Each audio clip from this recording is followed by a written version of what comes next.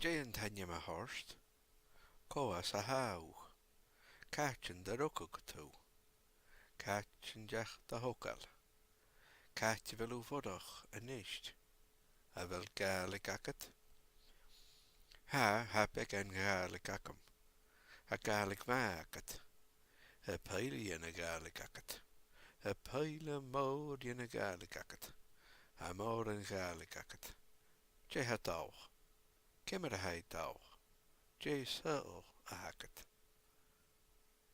Cóhaun, bràithrean a haun, del bràithrean agad, mhiad bràithrean a agad, ha bhràthir agam, ha bhràthir agam, ha bhràithrean agam.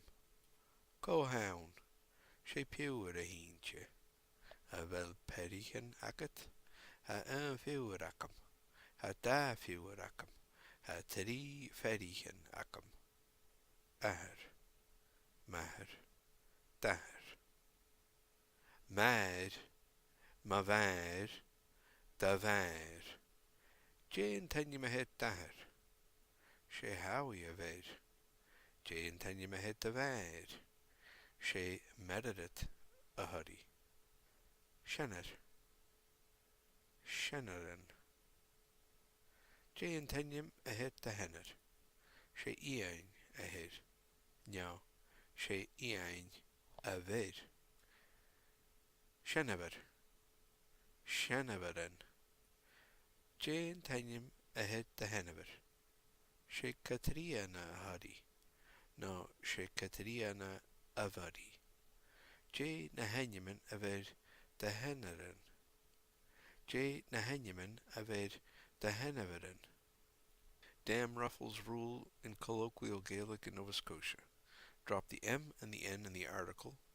For example, the before the words that begin with R, F, L, and S.